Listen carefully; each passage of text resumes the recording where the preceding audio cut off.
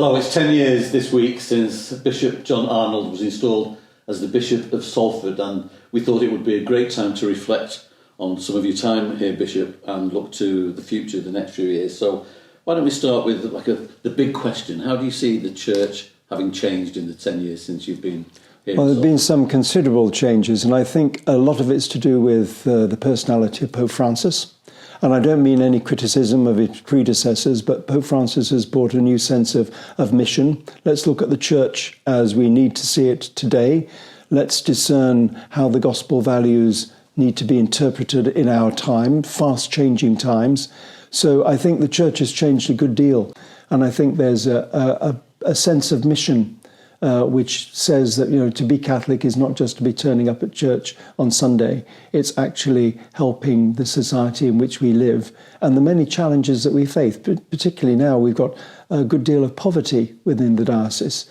There's a frightening statistic that 42% of the children in Greater Manchester live in poverty, which is appalling in one of the most prosperous countries in the world. So that sense of mission is important, and I'm delighted with the growth and the development of our Caritas, which really does have a mission which impacts on many people's lives to their benefit. So that's been important. I'm also very pleased that we've introduced the permanent diaconate. We've now got several permanent deacons, and they're doing a very good job in showing that sense of mission. Working men who are devoted to their faith and actually putting it into action in an ordained state, which is important.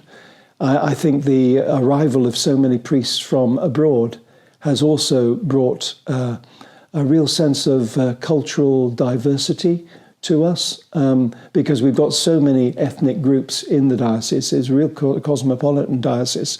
And, our some schools have got 20, 30 different languages among the pupils. So that sense of the cosmopolitan helps us to understand what the church is globally.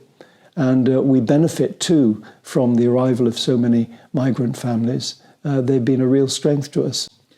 As the bishop, you have obviously an overview spiritually, but your specific objectives included the Laudato Si project. You've been very, very enthusiastic about that and the environment in general. Yeah. How has what you've done here chimed with what Pope Francis was expecting everybody to do?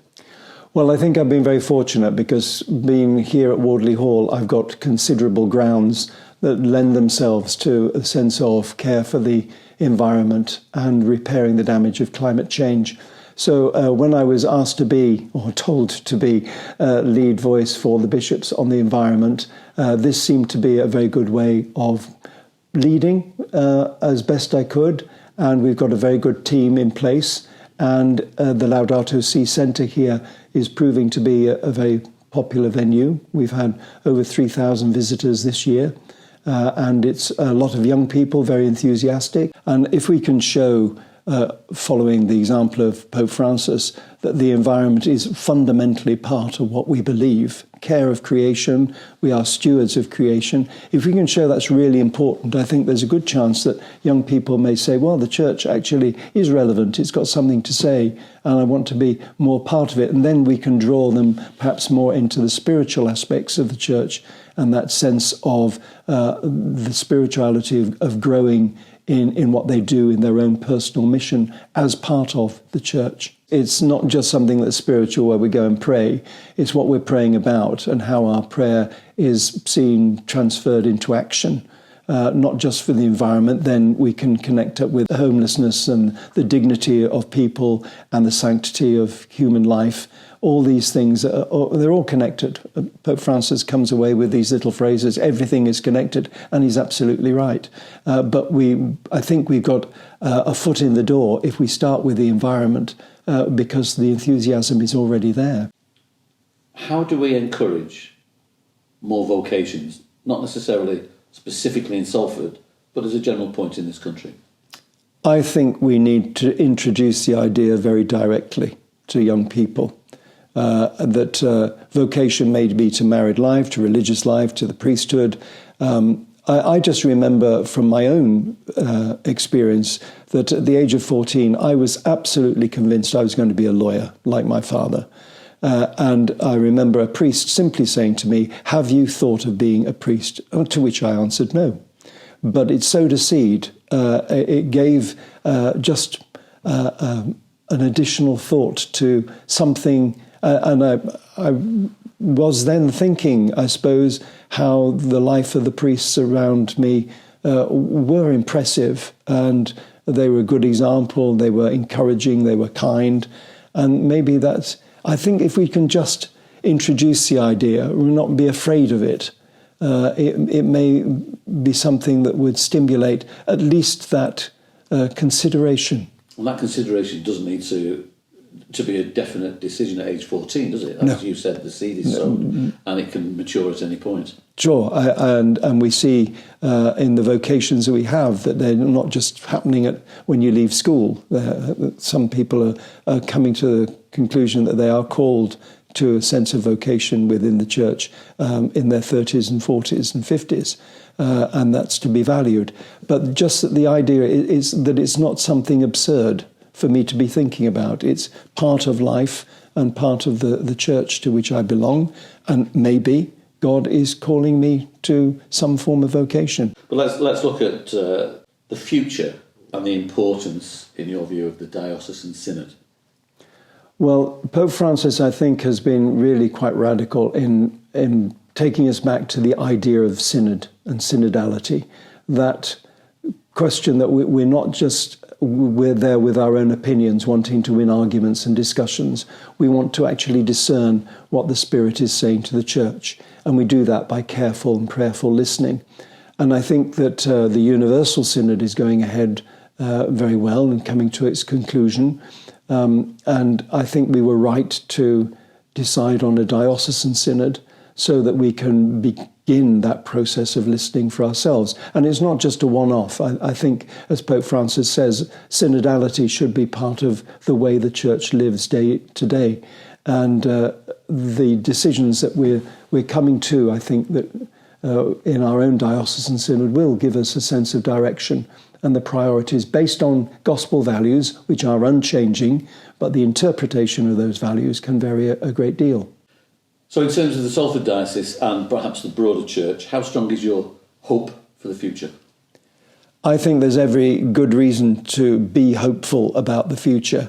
I think that we are facing enormous challenges around the world, particularly with conflict and particularly because of the environment and the damage we're doing to the environment.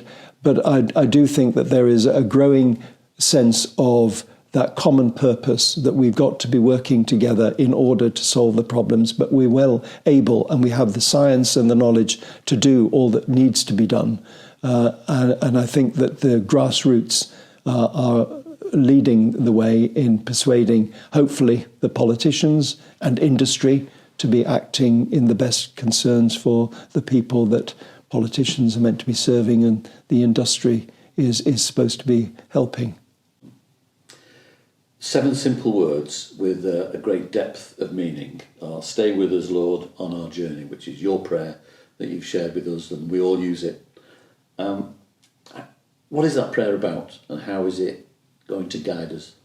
Well, I think it gives us a sense of a continuing mission, that we're not just living a routine, that our lives, our individual mission and the mission of the church grows and changes. God wants us to do different things at different times, and that if we can have the confidence that the Lord stays with us on our journey, then we're acknowledging that life is a journey, it's not standing still, and that if the Lord is with us, we're going in the right direction at pretty much the right speed. And I'm delighted. I came across those 7 words providentially, just as I was preparing to come to Salford. I found it in the Divine Office one evening, and it stood out a mile. And I thought, that's exactly what I think the life of the church has got to be about, that the Lord is calling us to various aspects of different mission in the church, and we've got to keep him with us so that we know which way we're going and we have the strength to do what he wants us to do. So as we continue to join you as you lead us through that journey, what would your message be to clergy, the educationists, the parishioners, everybody involved in the work of the diocese as we now look perhaps towards the next, say, 5 years? I think that we've got various policies in place that we need to follow through, but we can't just take everything as defined. It's not like legislation. We've got to be interpreting every step of the way. Are we going in the right direction? And I think policies need to be open to change and adaptation according to the needs that we recognise.